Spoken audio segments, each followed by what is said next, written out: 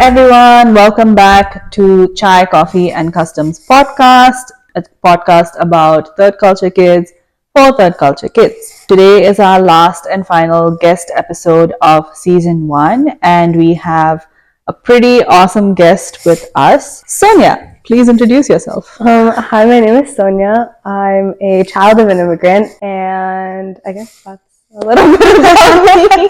So it's relevant. It is. Were you born in Canada? I was born in Canada, and my parents immigrated, I think, like 1998 or so. So I've been here all of my life. Nice. Where did they immigrate from? They lived in Bangalore their whole life, and then actually, I think my dad moved to Poland first for a bit before he was married, and then they both moved to the UK, and then they moved to Canada. Did they meet in India? They met in India, and then my dad, before they got married, he went to Poland by himself, and then it was UK together after they were married. Nice. How often do you visit India? I'm fortunate enough where I visit India at least once a year. So I think ever since I was like 3 months old, my mom likes to tell me that was my first trip to India. And then ever since then, we usually go for Dasra. Mm-hmm. And then in between, if there's like a wedding or some type of function. But now I think because I'm in university, it's harder to go as often. But yeah, at least once a year. And you go to Bangalore? I go to Bangalore. I don't think I've really gone to anywhere else in India for now, TBD. But usually Bangalore, and then both my grandparents are there. And how long do you usually spend there? Before, when it was like easier to go and I wasn't doing anything, it would be like maybe a month and a half. But I think because I'm so busy now, it's been like, last time I went was during my reading week, and it was literally for just a week, which is still a good trip, but obviously like you can't do as much in a week. But yeah, it like ranges depending on when I go. Nice. Can you tell us a little bit about your parents' journey to Canada and anything in specific that kind of stuck with you as like a child of an immigrant, I guess? Yeah.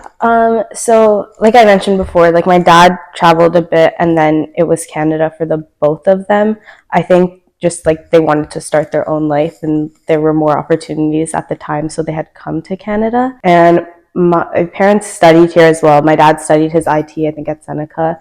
And then my mom she's a nurse now, but I think she studied or started something in computers. And then she's like, this is not for me.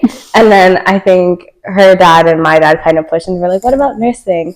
So she did that, and now she's a nurse. And that's kind of about their journey, or what I know for the most part about their journey. Sorry, I forgot if there's a follow-up question to that. What part of their journey stuck to you? Something that's kind of... Because I think like as children of immigrants, we hear about our parents' journey as immigrants, and then we're like, maybe we feel some sort of like pressure to do well because they moved. I think for sure. I think one thing that stuck with me, and that's a little unique. So my dad is Hindu and my mom is Christian. So, but the one thing they maintained is the culture, and to make sure we were always in India at least that one time a year. So I think that's something that stuck with me, because it's just like they really instilled those core values, so there wasn't like much confusion in between. That's good. So that's one thing. And then because we consistently went, I think just the importance of family. So yeah, I think family and like those core values are what have stuck to me the most. Did they ever talk about how they're going to raise their kids in that situation? One as immigrants, two different religions. Do you know if they did, or it was just something that... I think they definitely would have had that conversation. I know like they had their own story to tell of like how they got married and all of that. But in terms of like raising us, it's funny. Like I'll go to church on Sundays when my mom wants to, but at the same time, when there's like other celebrations, we'll go to the temple or we'll go to India for Dasra and like do all the pujas and stuff.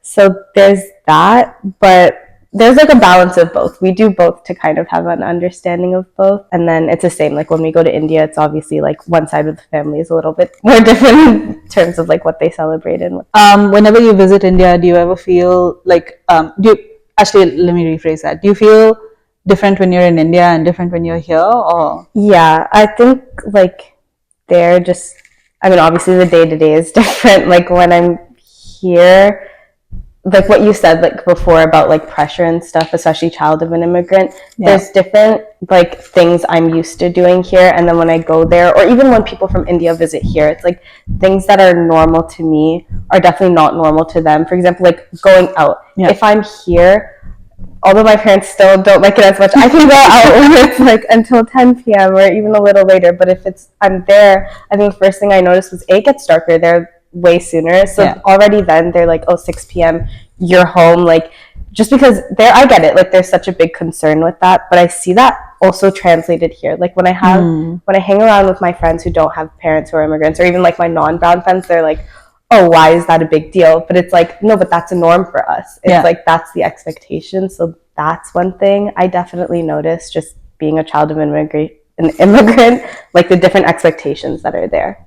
Do you ever feel different?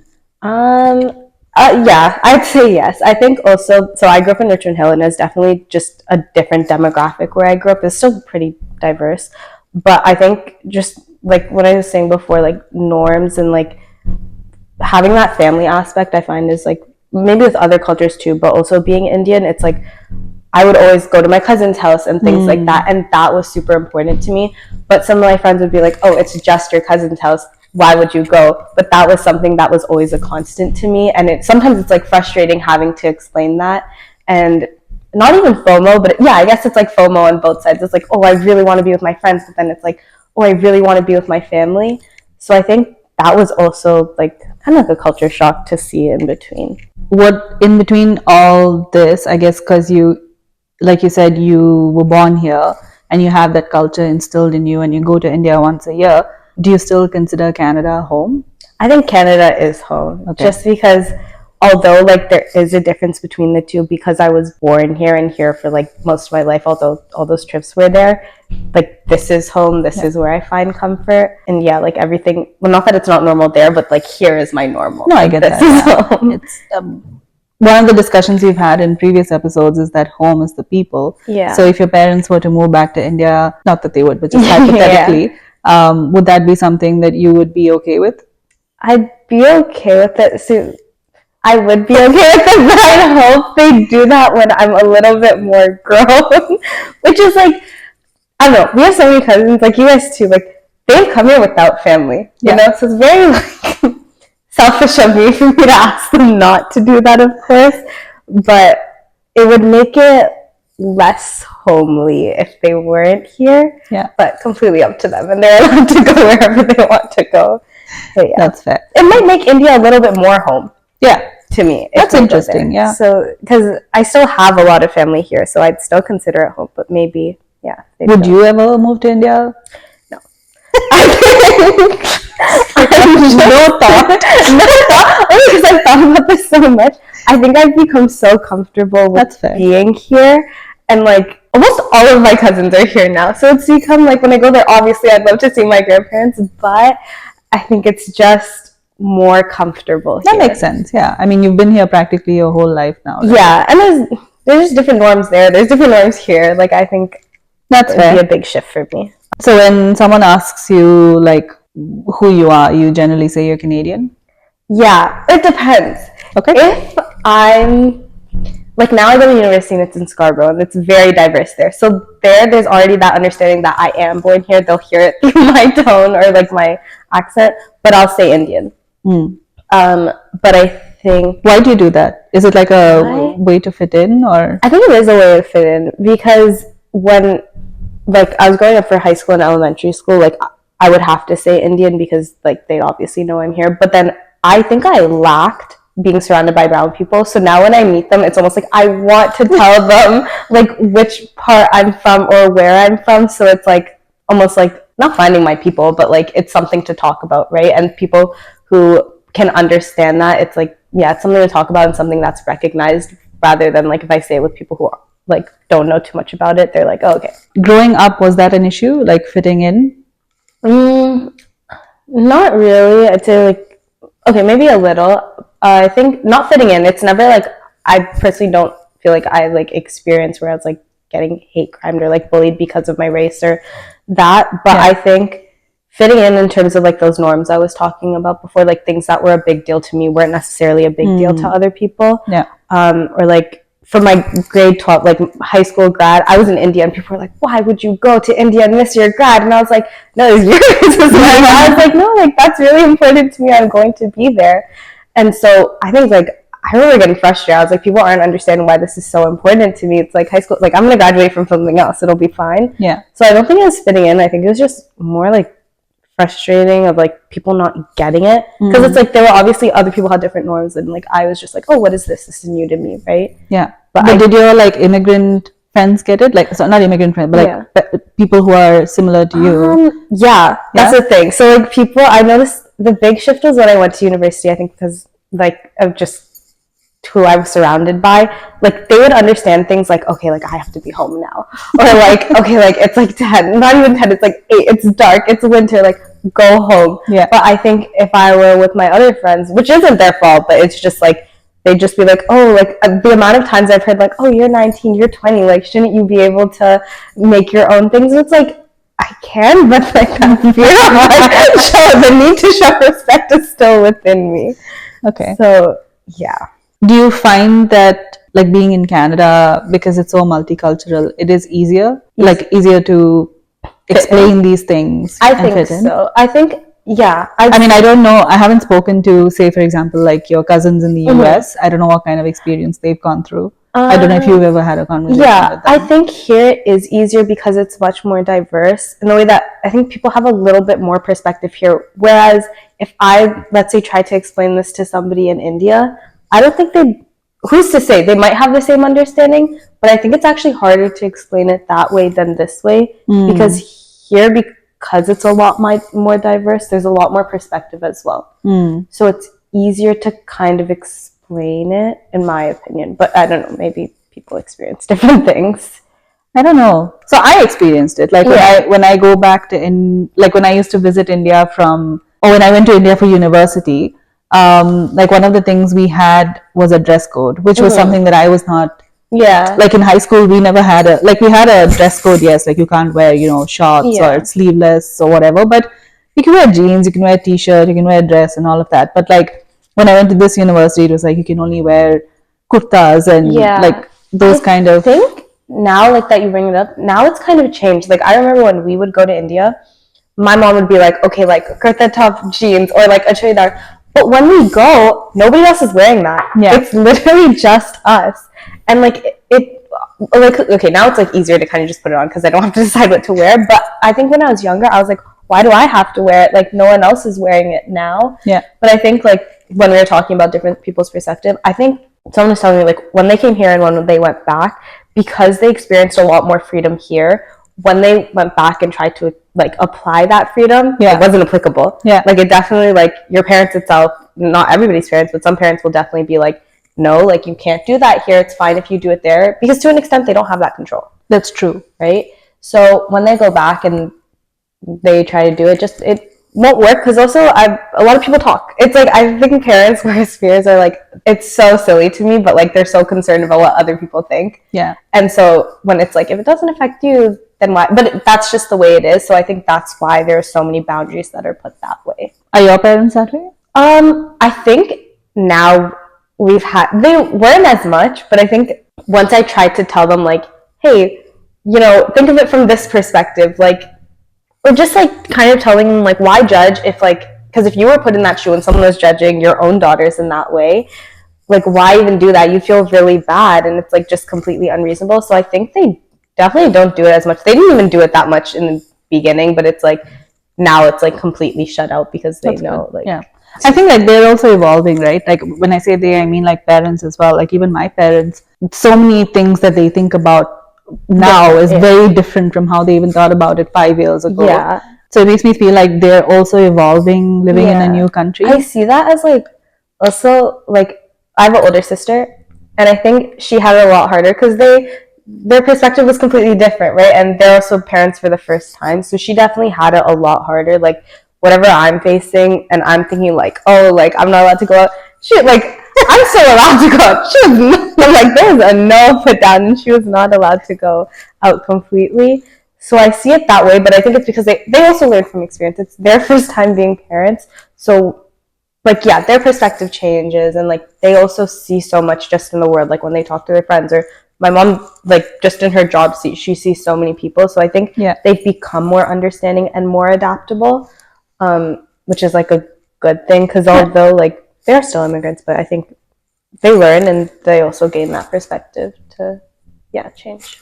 Is there any particular custom or tradition that your family follows from like their, say, days being in India or their childhood, like your parents? I think in terms of customs, I think when it comes to giving, like the school in India, one thing we are fortunate enough to like have the opportunity to do is to actually serve the kids there. And like that's where like that importance for like knowing that you have privilege comes from. And that's, well, it's not even like a custom, it was more of like an opportunity, but it's something we do consistently when we get the chance to do it. That's something that stuck with me. Or even during Dasar, when like everybody's serving food, it's like you also go serve the food, you know, and things like that. But those are definitely things I only do when I'm in India. Is there any traditions that they've held on to in Canada? I would say it could be new traditions. I mean, like we do Family Day. Yeah, I was like, it's definitely not even a tradition. Something that's constant is like we always have people over. That, and like not, I was gonna say the ability to host, but just having an open door. It's not a tradition, it's just something that's almost expected in this scenario. It's like, I know that I could probably show up, well, I'm hoping, to anybody's house and like be like, hey, I'm here, and no one's gonna shut it and be like, no, like, get out of here, like that. Like, someone's always there with open arms for you and is always there to support you. I think, I guess, a tradition, but it's more of just an expectation that we've gotten used to. This is a bit of a deep question, I guess. How has being the second daughter in your family shaped your identity? I definitely a lot. I think it just comes with anybody who's the youngest, maybe even if you're the oldest, but I think genuinely when you're the youngest, you observe so much. And sometimes like people don't think you observe these things. And it really teaches you patience, because I think as I observed everybody, I could almost like understand the way like each person moves, and like each person has like their own personality, of course.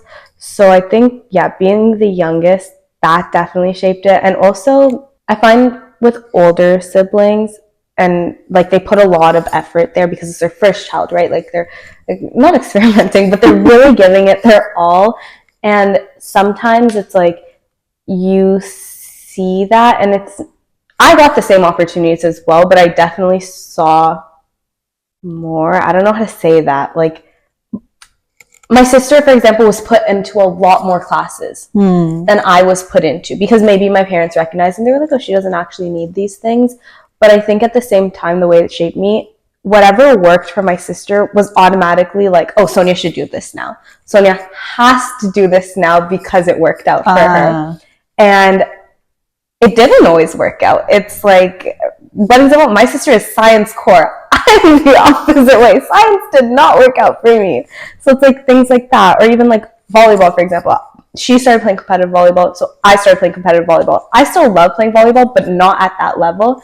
And I think just being the youngest, it's like, you know, like you get handed down things. Yeah. And I was also handed down some things I just didn't want to do, and some things that just didn't work for me. So I think, yeah, that really shaped who I was. And like, there are obviously like, there's a lot of good things. Also being the youngest, it's like you have so much support. You have a privilege to like observe everybody and learn from their mistakes and also what has worked for them. Yeah. But I definitely think that some people don't realize how much the youngest observes, and I think it taught me patience, because it's like you kind of, it forces you to like interact with people certain ways based on their habits.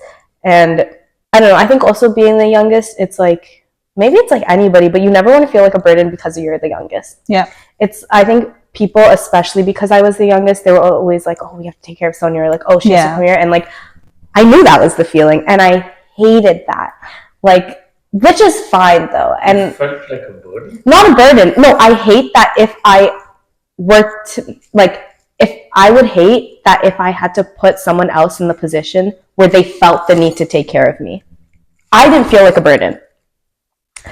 I would hate if someone not even felt like I was a burden, but they felt that obligation to take care of me.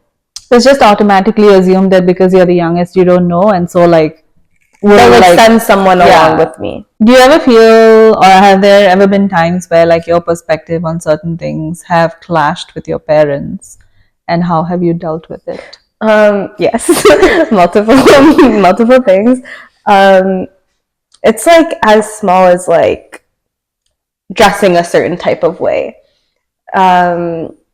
Well, I'll start with that one. So I think when like it comes, not even dressing provocatively, it's like it'll be the most like simple thing, but I'll have to explain to them. I'm like, is it my fault? It's somebody else's actions who has those thoughts because I'm dressing a certain type of way. Like I get their intention, but I think the one thing I really try to do is explain with perspective. Like I'll tell them, I'm like, I understand where you're coming from, because otherwise I learned this the hard way. Like the worst possible thing to do there is just sit there and nod your head, because then it comes off like you're not listening and it's very disrespectful.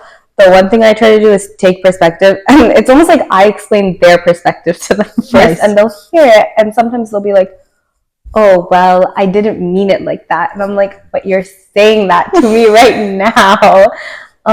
Or things just like, trying to think, like dressing is one thing, or like being out late. It's like, okay, like, or like having that conversation of like independence. At what age can I go out this late? Or at what age is it like, what can I do to not concern you, basically?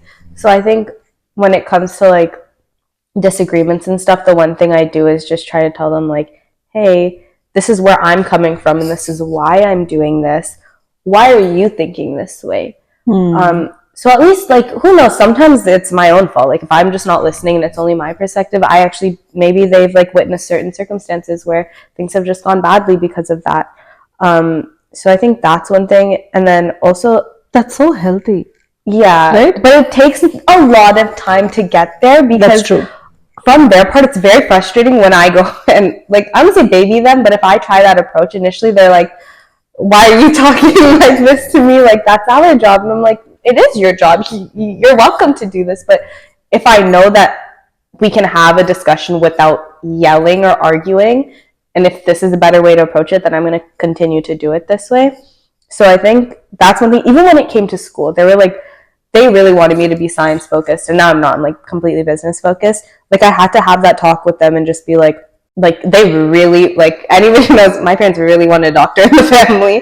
And so the first thing I had to say to them was like, hey, I can become a very mediocre doctor because I don't even want to be one. And also you should want to be a doctor if you're going to be a doctor for the sake of like safety. Or let me do what I'm good at and, you know, kind of embrace that. It's not like just because I'm not a doctor, I'm going to become a complete failure. No, there's so many people who have successful jobs. And I think just being able to explain that to them is one thing. And I always tell them, and I feel like sometimes they get frustrated, I tell them, like, the pressure you're putting on me right now, I'm going to do the exact same to my kids, whether or not they like it or not, in terms of just setting, like, those expectations for success. Yeah. So I think as long as I communicate to them that, like, I understand where you're coming from and I know why you're doing that, but now come listen to my perspective. And, like, if I can change it and if I know that I can be more adaptable, I'm going to. Yeah. But I think, yeah, that's just kind of how I approach that. Do you have any, like, have you had any moments like this with your sister? Are you like disagreement yeah. wise? Yeah, I think like just in general, like let's say my parents have the same conversation with both of us about just like expectations. I find that maybe because she's an older sibling, for her it's like just let it go. Like with time it'll pass, or like it's not my issue, it's okay. But I think like for me it's definitely different where I'm very hands-on. I'm like, no, if I can do something about it, I'm gonna go do something about it. Like I don't like the one thing I hate is like, oh, just like give it time. It's like, okay, give it time and do what? Like it's not gonna do anything for you. I relate to you so much. Yeah. So I think like definitely that, and it's so different. Like, so my sister's moved to the UK, right? So having those conversations internationally is crazy because she doesn't even have the ability to be hands-on. So it's like me explaining that to her. She's like, Sonia, don't, just leave it. Like, it's not our issue. And I'm like, no, I'm going to go do something about it now. Like, yeah, I think we have different approaches in that way. But the one thing is, like, even if we fight, it's like, okay, like, move it aside. We'll, like, figure this out later. And that's something we do. Like, we'll disagree, we'll talk it out completely. Like, the one thing we do is we both speak and let each other speak, so that like we have that understanding, because otherwise it's just like, what's the point of arguing if it's just one-sided? And then that's kind of how we approach it. We just talk it all out. Was it helpful having like an elder sibling growing up in this like culture clashes? 100, like genuinely. Like, I don't even, like, if you're watching this, like, don't even ignore that I'm saying this. I don't know what to do without her. I've never said this, but just because she's genuinely, like, always been there for me. If there's, like, something I'm so upset about, so the difference is I'm very emotional. Like, I just tell people, I'm like, the worst thing that can happen is I cry. Do not be scared of these tears. I will cry. She is not like that. And I think, like, one time, so she moved out for university. I was still home. I was just really going through it. Like, I don't know, my teenage years took it out of me, and I was crying, and she was like, why are you crying? Like, she didn't know how to deal with that. And so we have a different dynamic that way, because it's like, anyways, to say less, she's just been my rock, and she's always been there. Like, even internationally, somehow she'll manage to be there. She'll, like, if I'm frustrated at my parents, she'll call them and she'll be like, hey, you upset Sonia, or like, sometimes I don't know how to say things without using a certain tone, so she'll say like, hey, like, give her a break, like, let me explain this for you. So, and sometimes I feel that because she didn't have an older sister. It's like different, right? Like, you can have a lot of older guy cousins, but if you don't have an older sister, it's like I can go to her and ask almost any question, and just having that support system. So I know, like, she definitely had it a lot harder than me. But yeah, she's someone who's like always there. I think having an older sister is like, just taking advantage of it. Like, you're so I agree with you. Do you ever feel responsible? Maybe, I don't know if there was a certain age that came when you felt responsible to preserve your cultural identity, or was there a point in time where you started investing more time into understanding your culture? I think just in general, like, because it's so weird, because I had so much of culture surrounded, like, by family, but I think because I lacked it through, like, high school, elementary school, like, not even like Tamil, there were like 5 kids I could count that were even like Indian or brown in my high school. So I never had that constant of like, okay, I knew what it was like for family to have that culture, but no one around me who wasn't family, so I never got to see it.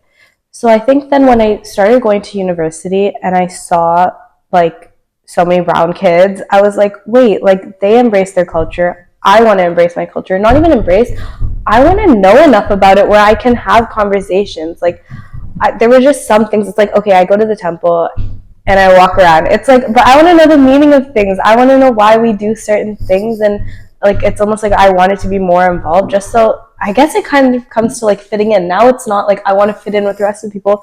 I want to be able to fit in with the people in my own culture now. Yeah. And so, like, it is so different, because it's like, the one thing I'd like teach my non-Indian friends or non-brown friends, I'm like, there's different types of browns.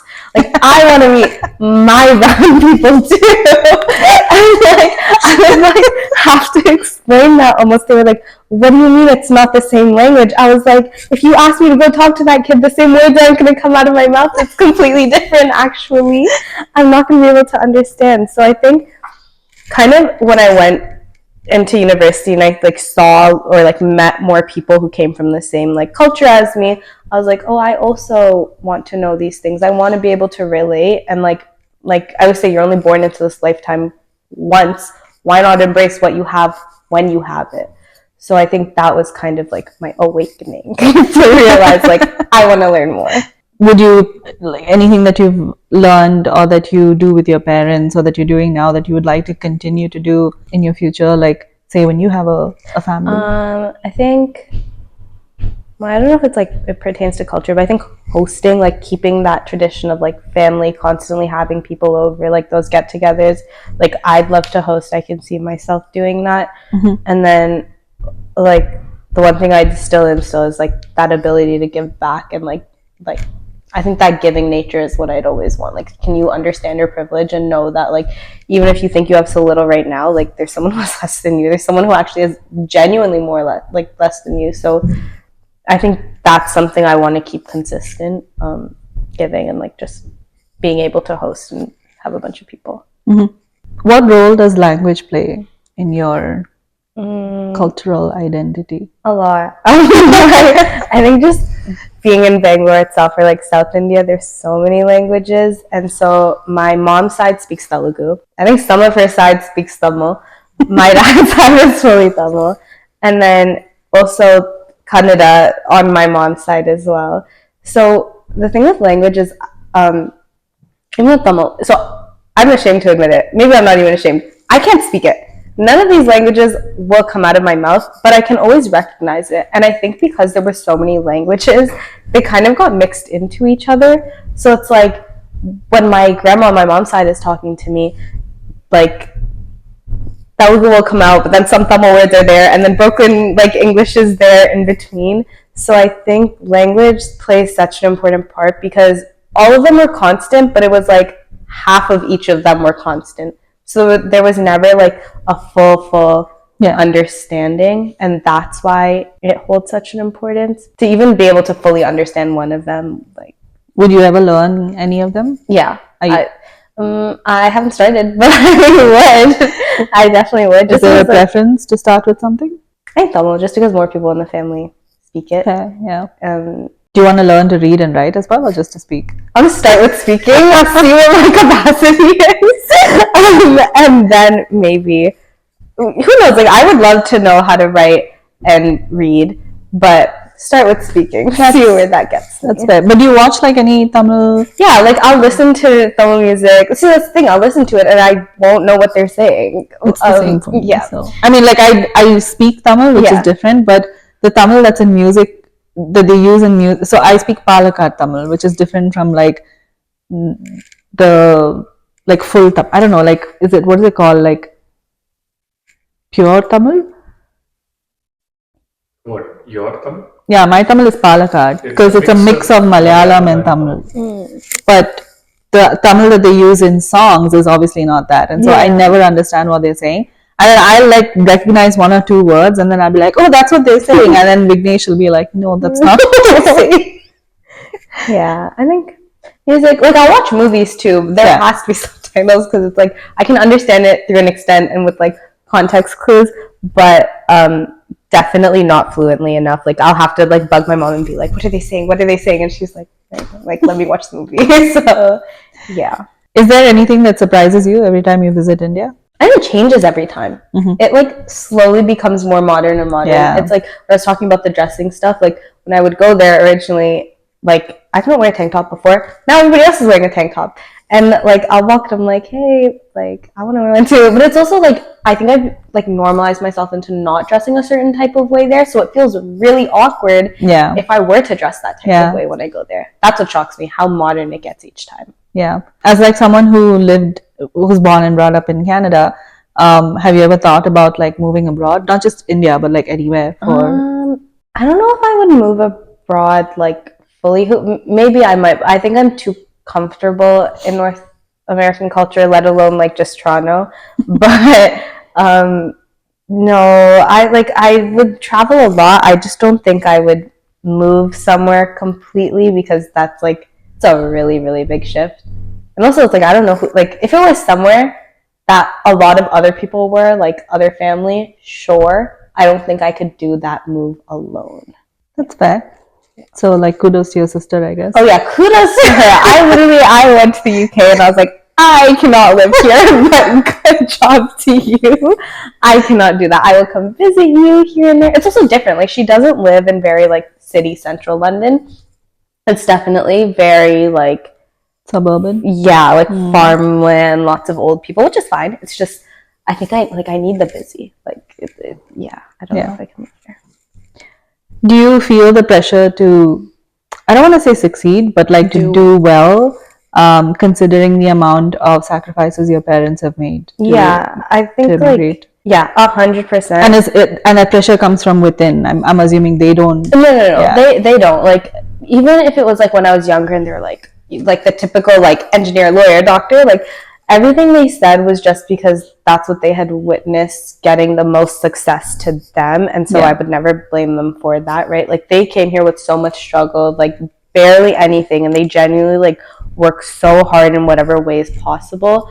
And so that's where like the internal pressure comes in, because there's so many opportunities. Like when they suggest that I do something, I know it's not because they want to be controlling. It's because I'm sure it's something they would have wanted to do if they had the opportunity and liberty to do so. Exactly, yeah. So that's definitely where the pressure comes in. Like even just academically, it's like they're putting so much in for, like, not everybody has the opportunity where your parents are paying your tuition. And like even my sister, she moved away from home and they were able to support her like that. I think like when they do things like that, it's not intentionally putting pressure on you, but it does start that pressure from within, because it's like, I don't want to put that to waste. Like they're providing me with so much, and also it's just like, it's almost like, it sounds so bad to say, but you don't have an excuse. Like if you're provided so much, it's like, why aren't you doing well? But there's so many other things that are going on which like will cause the downfall of something somewhere, but causes so much pressure internally to just do well that way, I think. Were you always aware that you're an immigrant, like the child of an immigrant? Yes, but I didn't realize how significant that was, or like how other people thought it was that differently. Like, I don't know if you guys have experienced it. I think when people would meet my parents, one thing that like almost annoyed me, they'd be like, your parents speak such good English. So I'm like, why would they not? For what reason? They studied in an English school in Bangalore. Like, if my grandmother, let alone great grandmother, can speak better English than you, like, to me, I'm gonna take, okay, they don't owe it to me to say that, but like, I'm gonna take it offensively, because what do you mean you thought my parents couldn't speak English? No, I agree. Like, that part really got to me, and I think, that's when I don't even remember what the question was, but like, What was the question? What was the question?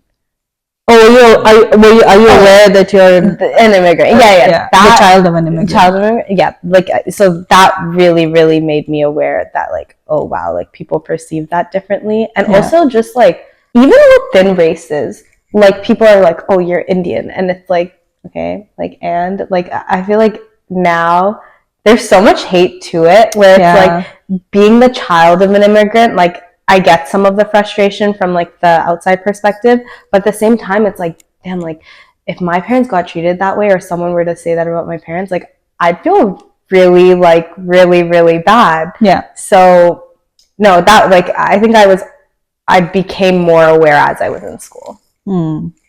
And what would you thank your parents for? Oh, wow. What did I thank my parents for? I'm gonna say, well, that's a lot. They're so, like, being so understanding. As much as I like to say, like, oh, like, you don't let me do this, they are very understanding. They're also very forgiving.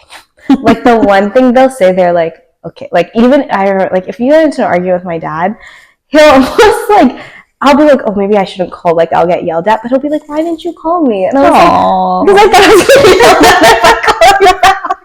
So I think it's their ability to kind of be like, you are still my child. I'm upset at you right now, but I forgive you. Yeah. And we can move past this.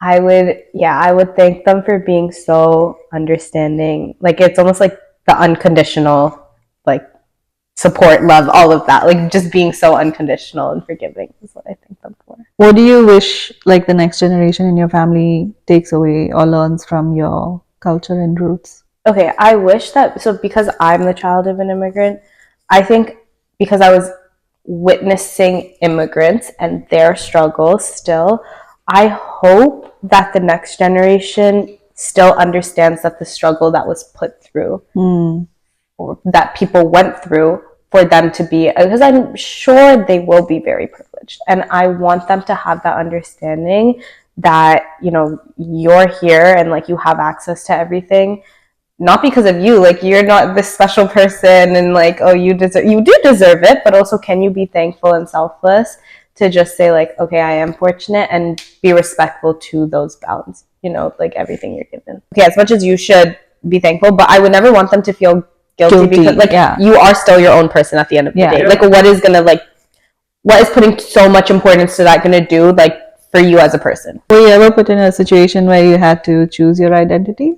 I don't think so. Like, I don't know if I had to like choose, but I think it would have like made me question it almost like, or like something I just would have thought about. It's like, oh, do I know enough about this to like be speaking about it if it's about cultural things? But I don't know if I've ever been asked to choose a side. I think it's maybe something like I've thought about, right? Because just like, yeah, I don't think I've been asked to choose this side. Like, it's I guess like a good example is like when someone says, "Where are you from?" yeah, And then I'm like, okay, like do I tell you where I'm really from, or like do I just like no, it's like that question, like where are you from, is so like I think going to uni, like all of that sparked for me because really it was like also with Tamil, like especially from here, like Toronto, Scarborough, whatever, like when you say Tamil, at least to me, a lot of people think you're Sri Lankan Tamil. So, and it is a little bit different, right? And so that's something I'd have to understand. I'm like, oh, but it's not actually the same, you know? And so I like a lot of those conversations were like, in uni I had a friend, like two different friend groups, one who was like predominantly brown and one who wasn't. Like they didn't even know what Tamil people were. So I was like, first of all.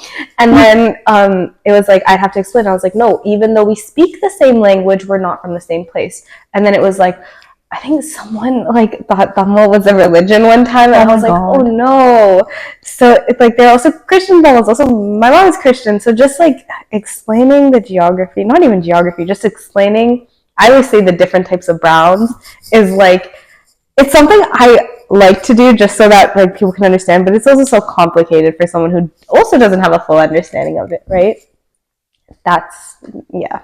I don't know, that the where are you from question, I always think about the different types of browns because it's like how do you even explain that? Yeah, I feel that, and I just go with like I'm like, how long are you going to be in my life? Yeah. So like if I need to go deep, that I'll and it's explain like it. How much realistically do I think you're going to think about this and retain this information? Like, is this very beneficial to you? And if it's not, I'm probably just going to say I'm from India. My parents are from India. I was born here. Yeah. No, even when I'm on like the go bus getting to campus, so many times like people have talked to me in Hindi and I'm like, I actually don't know what you're saying to me right now. So it's like, yeah, even like seeing the hate, I remember I've never been like so frustrated, even thought about it. I think I was in like a group project for something and there was someone who was just like, it's like they're like, oh, like haha, stereotype like jokes, right, that you make. But then I got to a point where like I don't know what this person has experienced from Indian people, where like they were like, Indian people are stupid, like this, that, and I was like, the line has been crossed, like this feels so personal right now, like what is going on? So I don't think I've ever felt it as much as like then and especially now, but it hasn't really directly impacted me. So it's like, yeah, but I, in terms of choosing a side, I think that's when like you say like, oh, but I grew up here, you know, and it's like, because I can say that, but it's just like I think I definitely feel that difference because it's like things that like even I don't agree with that like some people in the community are doing, right? And then it's like there's also like a bunch of hate, and then it's like then it's just generalized to everybody, and it's like it's not even anybody's fault that it's generalized. It just is, because it's like how would they know? Yeah, how would they know? So yeah, but I don't think that's made me choose a side necessarily. I think it's just like, is it just something that you've accepted? It is something that's like sadly, not even sadly, but it is just something that's accepted, because it's like if I will explain it to that one person, it's like, hey, you should stop. At the end of the day, if there's some things that like some people are doing that I don't even agree with, regardless, nobody should be put down, first of all. But I just like, I understand their frustration, because it's like when somebody else is doing something and it's just out of pocket, like, why are you doing that? Like, I get that frustration, right? Like, if it's something that's a constant, but at the same time, I don't think it's fair then to like go make a comment and be like, oh, well, that person's probably doing this too, when they're not. It's like if someone went and just directed that comment at me, it's like, but I'm not, and I don't have the same intent as whatever somebody else did to make you so frustrated. So like that's the part I don't get. Like when people just make out of pocket comments where it's like we weren't even talking about it and it's just like making some like joke. It's like to an extent like, oh, I'll agree, like haha, it's funny, but then I think it's just constant. I'm like, okay, like was it beneficial to anybody? Yeah. To like just keep making these comments. It's like when the whole I don't remember the context of this, but like when North Americans go to Europe, and you want to show off your Canadian passport because you don't want them to think you're American. Yeah. Yeah. It's like what do you do in that situation, right? You just have to, like she said, we also don't agree with certain things, but we just have to kind of. Yeah, see, but we have the unique perspective of like, yeah, okay, we've seen that kind of action or behavior from probably where I grew up or where you grew up. But it still doesn't make it right to come and do it Yeah, here. I completely agree. It does not make it right, but it's almost like uh, this unspoken burden on you to be like, okay, I guess I'm now going to be Included in this. included in this. Yeah. Yeah, you just accept it, and then if you're targeted, that's when you defend yourself. Otherwise, like, what can you do? You can't go defend them. At least that's how I see it. No, yeah, I like. You're not supposed to be defending them, but at the same time, there is this like, It's like, oh, like to my people. Yeah, those are my people. I can say it. You can't say you it. know what I mean? Yeah. But it's his country, so he can say whatever. So it's like this weird Catch 22 situation. Yeah. So yeah, so I guess what have you had any advantages that you can think of being a third culture kid?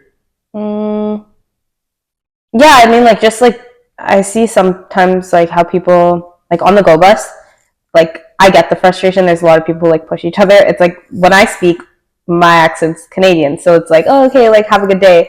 But then like when you hear someone with the Indian accent, it's automatically like it's like a different tone the drivers use. It's like they're so angry, which I get based on their experiences to an extent. But I think, yeah, I definitely do get treated differently. But I also get treated differently when I go to India because of my accent. Yeah. When buying things, I'm actually not allowed to speak. Like, it's like I get told for like one of my cousins to ask what the price is before I speak. And like the first question, even when I got my ears pierced, I think like the guy was like, oh, like, where are you from? And I was like, oh, I'm about to get scammed so badly right now. And I was like, Canada. And it's like almost because like, which is like common almost in like any other country. If they like hear the accent, they're kind of just automatically like, oh, I'm going to charge you extra. So I think I do get treated differently depending on where I go. But it's like, I don't get treated differently by like, it depends where you are. It's like when I'm here, I don't get treated differently that much. Like, I'd like to say pretty diverse here, where people, it's like, I'm also most of the time probably talking to another person of color. So it's like not really that big of a deal. But I'd say like, yeah, in India, it definitely is. What would you, if you met your parents who first came to this country in 1998, what would you tell them?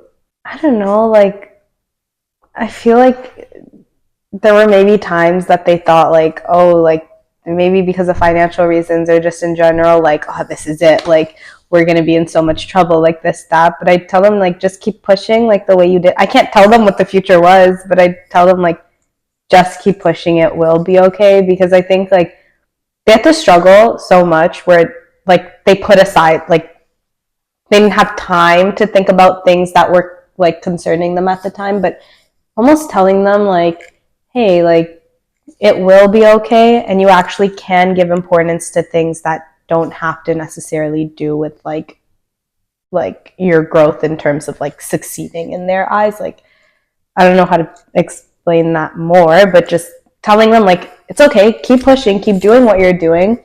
But I don't know, like it's like unfair of me to tell them to stay calm. Like obviously when you're put in like high pressure situations, you're gonna freak out, like you're gonna feel all this stress. But I just tell them like it's gonna be worth it, like just keep pushing because you guys have the right mindset and what you want to do. So like just keep going.